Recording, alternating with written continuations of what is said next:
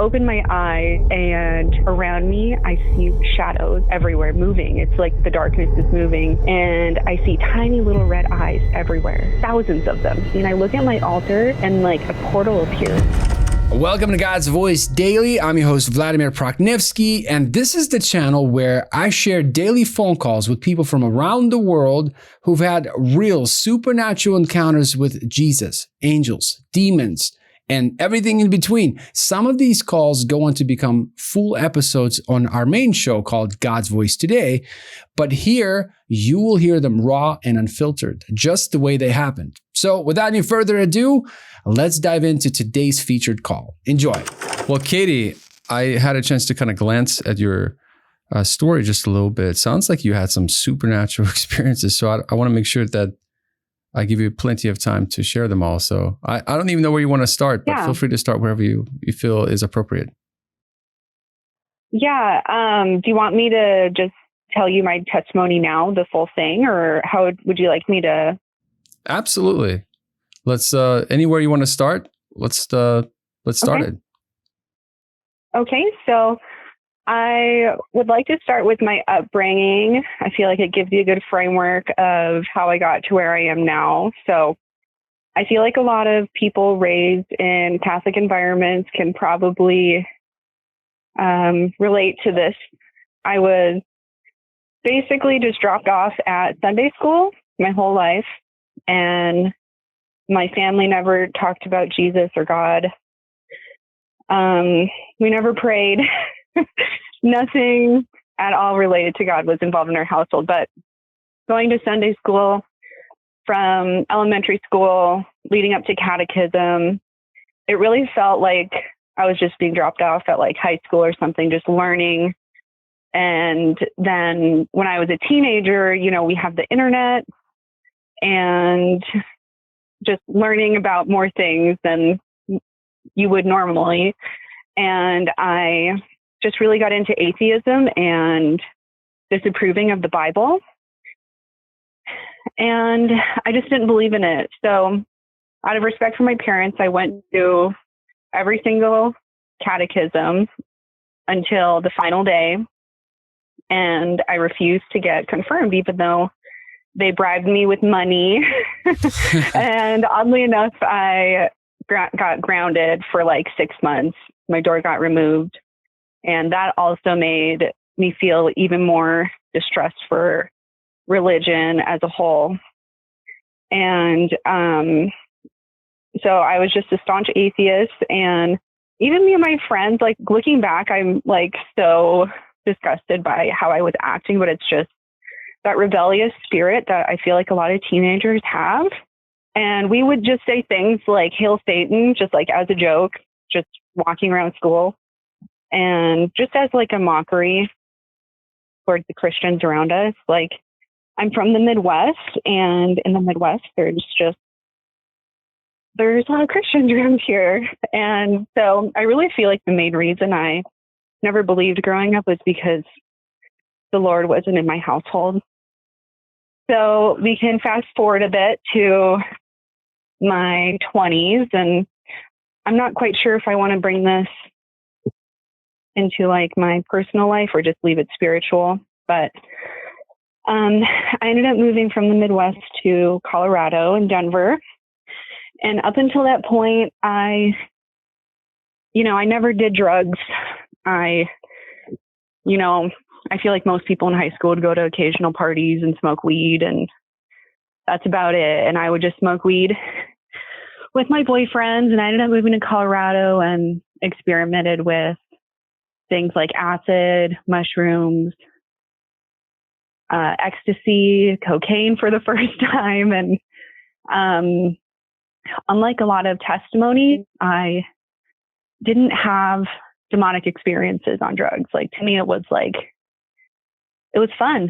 All of it was fun and a great party time. And once I started doing these drugs, like, I noticed the spiritual realm. And I do believe God has my spiritual eyes closed. Like, my spiritual eyes are not open at all. Because I've never had any experiences spiritual in my whole life. So I started off with like believing in aliens. Like I believed in them. Like I saw things like UFOs in the skies all the time. And the first thing I worshiped was the moon. Oddly enough, I just felt this like reverence for the moon, like watching over me at night. And then I ended up, I'll say this quick, but I did work for dispensaries down there. And if you know anything, just to show you how deep I was in the drug life, if people know about marijuana, there's things called dabs or concentrate. Like, I feel like most people have smoked marijuana before, but dabs are like 50 times more powerful. It's like an edible in one hit. Like, and I was doing these all day. Wow. From morning to night, the whole time I worked at dispensaries.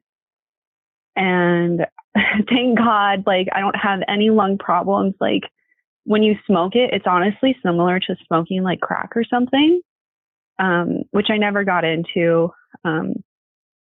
And it's like you heat it up with a glass bubble pipe, and then you heat up a nail, and then you put the concentrate on. So it's like, it's serious like marijuana, stuff. But it's like very serious stuff. So, yeah. So I ended up leaving Colorado because I lost my job. My girlfriend found a sugar daddy to take care of her. And she moved out, and I just couldn't afford rent. So I just moved back home to North Dakota. And this is where my witchcraft story starts. So I, growing up Catholic, have like I just had this like thing where it's like, if it's not Jesus, it's a demon. And it's like, when I was getting into witchcraft, it's like, this was like poking at me from the back of my head. And I was like, you know what? I'm just going to try it. If things go bad, they go bad. I'm going to experiment, basically look at it all like a science experiment. I'm like, so my first ever ritual was actually to God, but I called him the universe, the great spirit, like the creator, like all these new age words. And I did this ritual where I wrote a poem and just really heartfelt, like reaching out. And later that day, I always looked at the sky to try to see a UFO. And I just looked out my window and I saw my first shooting star ever and since. And that was the sign. And if you're into witchcraft, the natural world gives you signs and messengers all the time. So I'm like, okay, the door's open. And I thought the best place to start with experimenting with like spells and whatnot would be my ancestral heritage. So I'm Norwegian and German. And so I started looking into the Norse gods. So Odin, Freya, Thor, there's honestly a ton. There's just so many. And to start out with, I just started learning about them. I wasn't doing rituals. The first things I ever made altars for were actually fairies. And so I don't know why, I just felt this connection to them. I thought they were such magical little beings. And I'll just tell you some quick fairy stories. And so one night I was alone in my bedroom and I dropped acid. And this is something I would do occasionally just alone. And I would use my tarot cards and dance to music. And it's really interesting how it works with tarot cards and imagery, because you can really feel the energy and the images on the cards just pop. Like they're almost 3-dimensional, like coming off. So doing these spells on psychedelics just really elevated everything. And at the time, I had a fairy altar in my room. And Rhiannon was the fairy goddess I worshipped. And I didn't really worship, I just praised her. And I really loved nature. I was actually vegetarian at the time. And It's like probably like 2 a.m. and I've done my tarot, I've done my dancing, just having a good time. I'm like, you know what? I kind of want to just sit in bed and like meditate. And I turned all my lights off. The only thing in the room are like my candles on my altar. And I'm like laying in my bed with my eyes closed. And I open my eyes, and around me, I see like shadows, like everywhere moving. It's like the darkness is moving. And I see tiny little red eyes everywhere, like thousands of them. Like they're filled. My room spiritually in the spirit realm was probably filled with thousands of these things. And I hold my hand out in front of me. Like, it's almost like it kind of like is sick, the darkness. And I see these little fingers, these little shadow fingers wrapping around my fingers. And I see them peering out from between my fingers. And I'm like, this is insane. I've never had like an experience like this. And I'm like, I look to my altar and I'm like, whoa, this is so crazy. And I look at my altar and like a portal appears. If you've ever seen Charlotte's Web, there's a portal whenever the spider's talking and it zooms in on the spider. So that's how I describe it. So a portal appeared on my altar and it expanded so I can see like microscopic and like, actually there's probably millions of these things in my room because they're like so tiny, microscopic, like ant size. And they're having like a carnival. Like there's a Ferris wheel. There's just like a big party going on. They're all just celebrating. And yeah, so that's basically the event of the night. And I do have one more fairy experience, which is kind of funny, actually. Occasionally I would see them in my house and they would show up as like darting tiny black shadows. And one time I was cooking and I burnt my hand pretty bad on the pan. And as soon as I burnt it, I see a little black shadow like dart away. So I think it's just them being kind of tricksters or something. And yeah, so that's about it for the fairies. So I'll fast forward to, let's see. We'll go to when I met one of my ex-boyfriends and his history. So we ended up moving to South Dakota, my whole family, and I'm single. I'm like in this heightened spiritual state, and I'm like wanting to connect with someone else who honors the Norse gods. And so I'm in this Asatru group on Facebook for the Midwest, and Asatru is basically modern day Norse pagan worship. And there's a man there who is around my age. He lives in a town like 20 minutes away. I'm like, wow, this is like from the gods. The gods are blessing me with a believer nearby. And the gods were moving in my life constantly. Like I lived kind of in the woods, and Odin has 2 ravens, and those are his messengers. And around my house, there was always 2 ravens. And nowadays, I never see ravens. I can't remember the last time I saw them, but they were there constantly. And when you're working with these deities, which I don't believe they're deities, I believe they're fallen.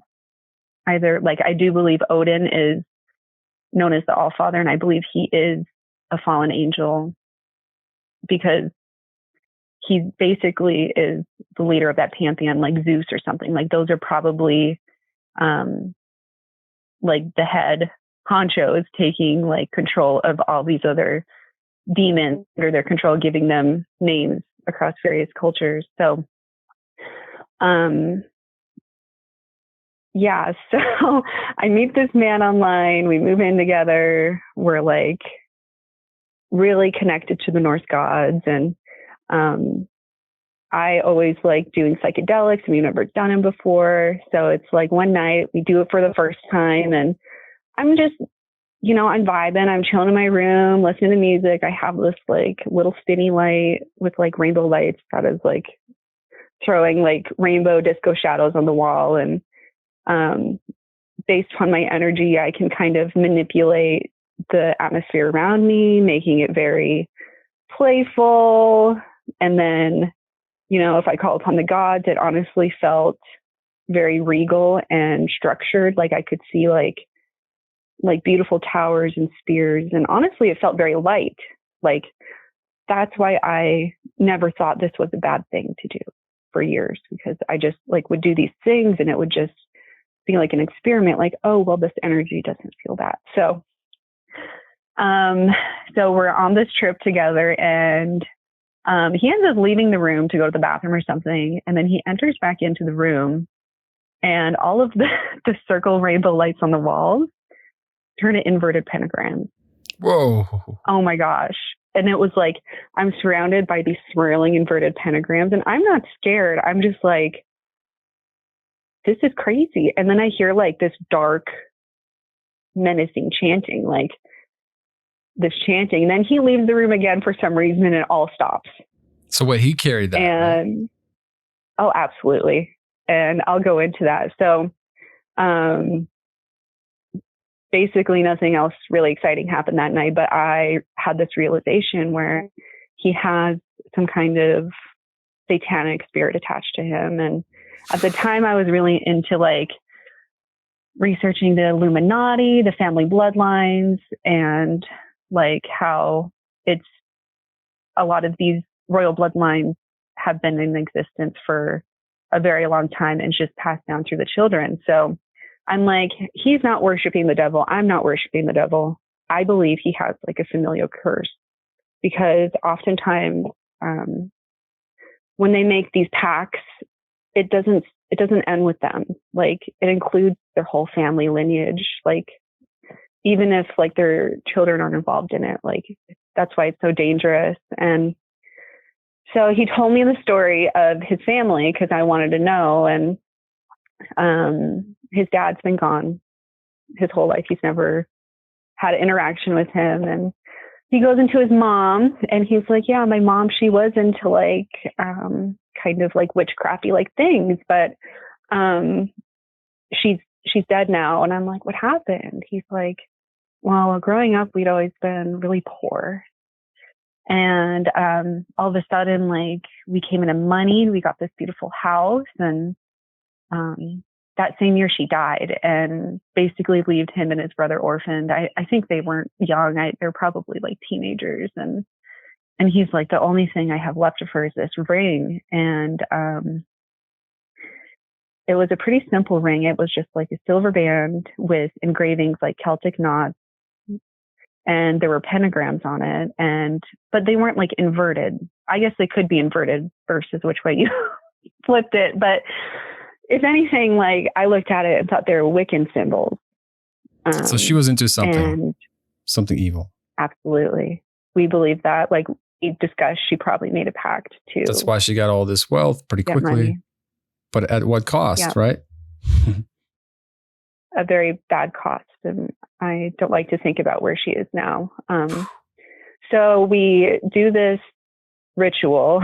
We go to the highest bridge in town over a river, and we basically cut cords and we ask the gods to remove all the evil from us and to give us protection. And during this time too, like before, I guess we throw the ring into the river, I actually began getting demonic attacks in bed, which are my first ones ever. And to be honest with you, I was like excited because I've never had any like demonic experience. And I've always grown up watching like The Haunting and other shows like this. And so I was really, it sounds so silly to think like being excited to like see a demon. And I was just like, wow, this is so crazy. And like, how like the first experiences are going to blow your mind.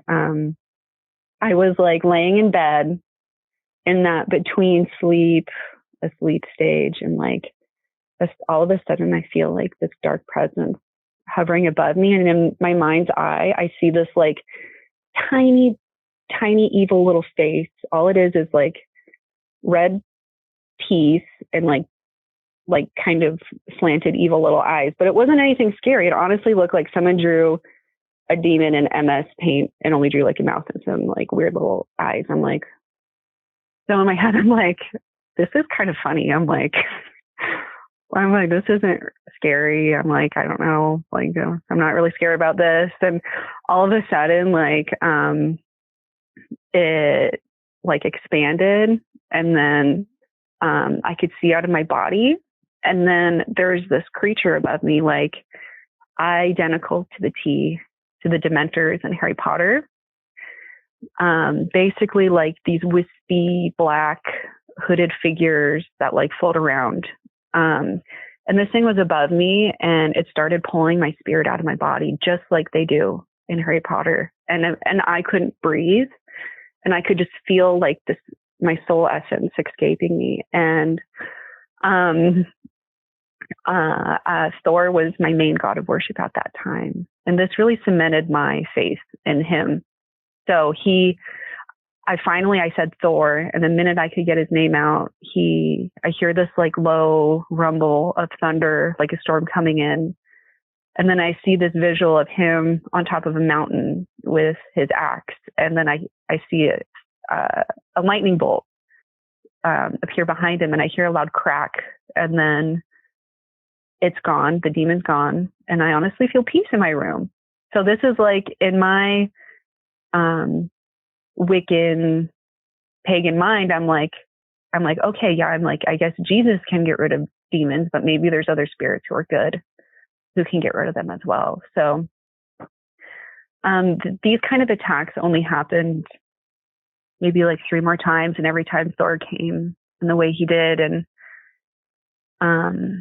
And I'll explain to you quickly, because this is a conundrum that since becoming Christian, I'm like, why was he able like to do this? Like, it's like demons cannot cast out demons. And I'm like, this is just not aligning with me. And I started learning more about Genesis and like the Nephilim.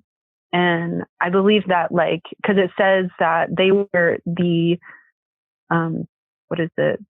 like the heroes of old, like the mighty heroes of old. And that's honestly, if you know anything about Thor, that's his story. He is known as like the protector of mankind. He was born from Odin and Earth. It just says Earth.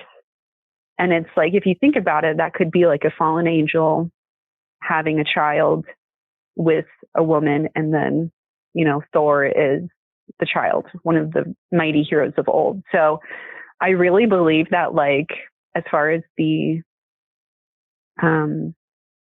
like stages of ranking of demons, like he is way up there. And like basically these other ones, which probably weren't as powerful because this is kind of a diluted bloodline spell, like they had the rights to attach to him. But as far as I go, like I have this other false light God who's able to just be like, I'm working here. This one's mine. Like, I got this. Go away. So this is all like building this deception in me to have this strong love and connection with Thor and the gods. And I'll tell you, the pinnacle of ending that relationship was the most horrifying experience I've ever been through in my life. He's never been abusive. We hardly ever argued. It was just 2 people living together who apparently loved each other. So, I'm working on art project for the city. I do art, not much anymore, but I used to do more. And it's just this huge piece. I had to get it done that night. So I spent all day working on it, and it's the evening, and he's like, oh, I brought us some wine to drink. And he has a Colarossi jug of wine. I don't know if you know what a Colarossi jug of wine is, but it's literally like the biggest, it's a jug of wine. It's probably like, maybe like 2 feet tall. Like this thing is huge. Wow. Huge. It's like for a party, and right? I never, yeah, with me and him drinking wine. And I'm like, okay, I obviously am not going to drink this because I need to be focused on my work. And throughout the night, like I'm focused on my work. He's coming in and out of the room, obviously drinking the wine. And he's like, wow, he's getting jealous. He's like, you're spending so much time on this. Come spend time with me. Like, why aren't you spending time with me? And like, really like building up this kind of resentment for like just being jealous that I was putting my effort into this. And it got to this point where I was finished finally, and we're just hanging out, and it's like something in him snapped. Like we get into this argument, and he ends up picking me up by my throat, and he's holding me off the ground, and like it's like a dark shadow is in front of his eyes, and I can't. It's like he's not there at all, and at this point I'm in fight or flight mode. I'm like, it was absolute adrenaline, and I'm like, Danny, like wake up, like stop. And he eventually puts me down, and he gets like almost like discombobulated, like he's back and he doesn't know what's happening. And while that's happening, I take my chance and I run to the bathroom, and I lock the door, and I'm like, my feet are against the wall so he can't come in. And I call the police, and as he's there, he's like banging on the door. It's like bending. It's like a horrible experience. I'm like, this guy's gonna kill me. And eventually I'm like, Danny, if you calm down, I will come out. But like, you have to show me that you're calm. Like, stop pounding on the door. We can talk. Like, I forgive you. Like, I love you. Like, really trying to like butter him up to like get him to come back. And so after a little while, I knew the cops were coming. It's a small town of like 10,000 people. And like, they're not far away. So I ended up coming out, and I'm like shaking talking about this. It's always hard to talk about. And we're just talking, having a conversation. And I'm like looking around the room, like, okay, where are my car keys? Like, I need to find a way out of this just in case he snaps again.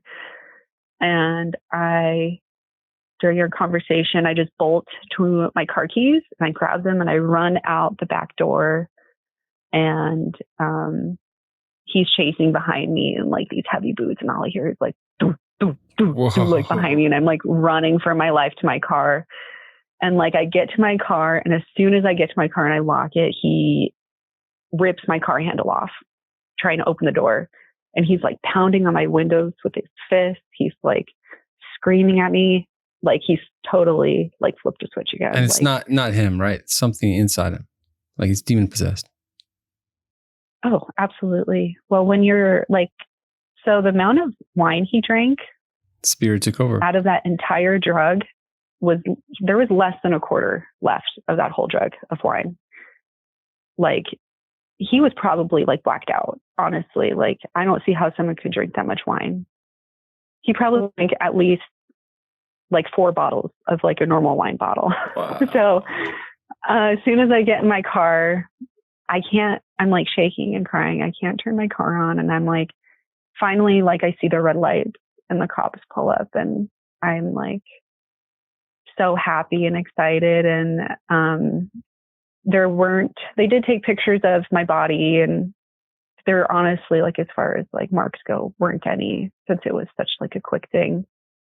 They're like, we can bring it to court. I don't know if you want to just forget about it and like not move forward with this. And honestly, I kind of wish I did, because he had a record. Like, apparently he was on the sex offender registry too, which he claimed it was he was high on some kind of pills for pain medication for his surgery, and his girlfriend's younger sister came in the room and slept with him, which, looking back, I took it hook, line, and sinker, but like, I'm like, you're an idiot for believing that. So stupid. So this was a bad guy, and this could have given him another charge to just keep him in watch like where he goes, because people like that, they need charges. Because Right. when they do get caught, they have this like history. They're like, oh yeah. So we break up, and basically that part of my life is over, and I'm pretty traumatized, to be honest with you. And I stay single for a while, and I'm honestly someone who is never single. Like I started from an early age, like I lost my virginity like 15 years old to my first boyfriend, and we stayed together for like maybe like half a year, and just having sex the whole time. Like I didn't think there's anything wrong with it. Then I'd be single, sleep around a little bit, get a boyfriend, rinse and repeat until I'm like my current age. And I really believe that's how most worldly people live.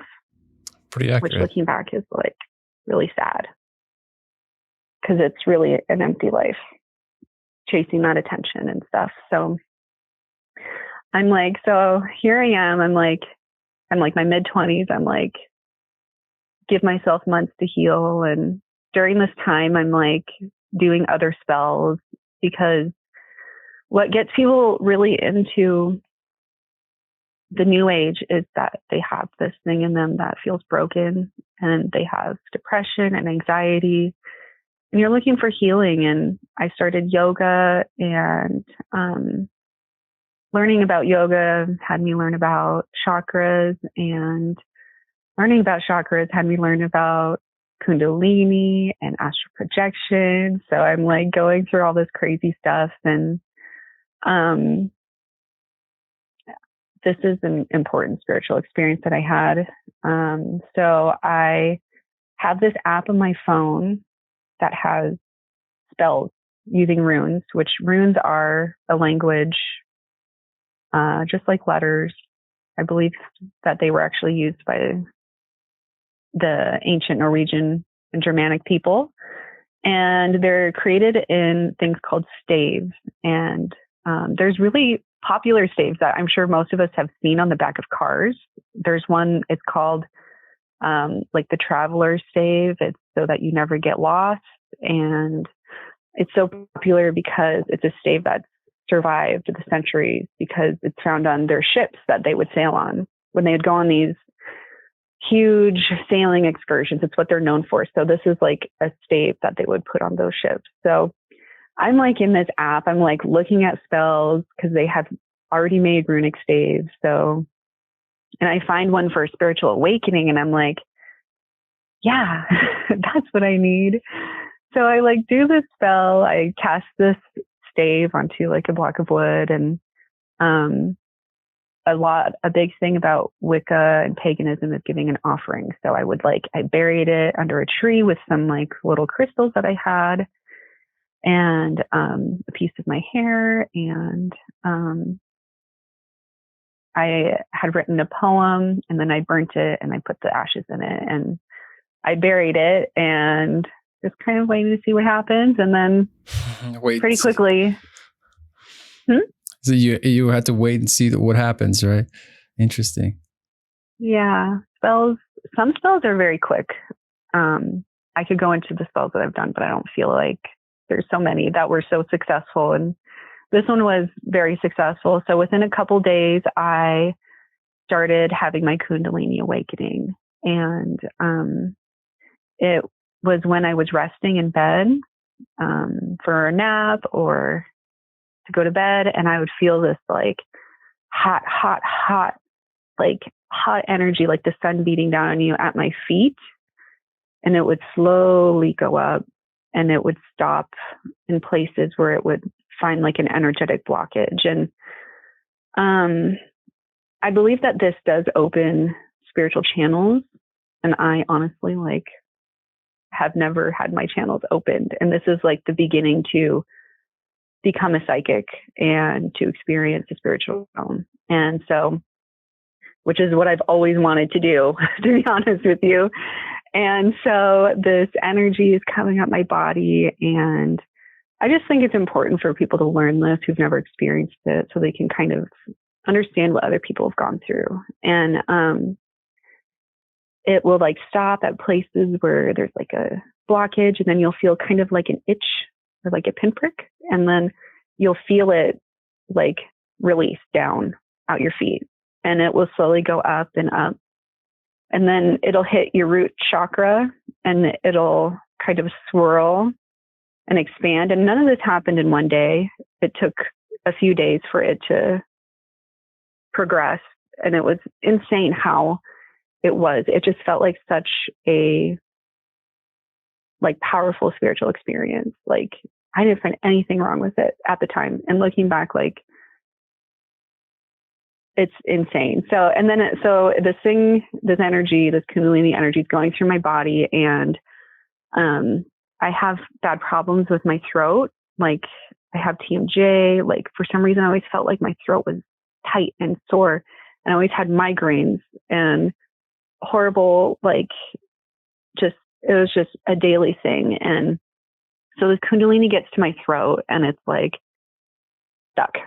It's stuck. It's not moving. And after, maybe a couple days, finally it can kind of wedge its way into my third eye chakra and then to my crown, and it never opened my crown chakra. And this was so intense for me because it's basically like having like the heat of the sun in your body, and it's just has nowhere to go. Because with Kundalini, it's supposed to go from your crown chakra and release, opening like your spiritual mind.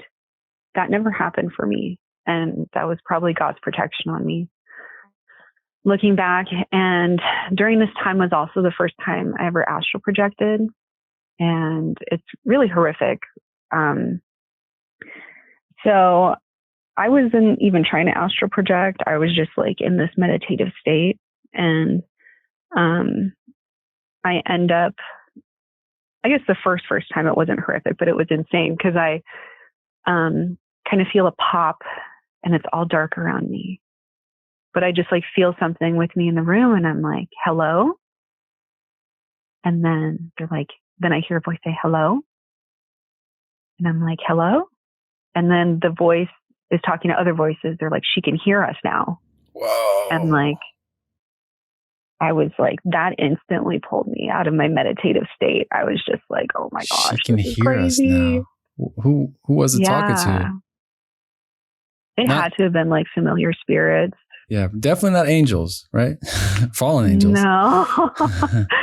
No. Well, Katie, I'm curious. Yeah. Would you be interested in coming on the main show on camera and going in greater detail for like a couple of hours? Sounds like you have so many experiences that, man, I almost want to capture all of them. Is it something you'd be open to do? Yeah.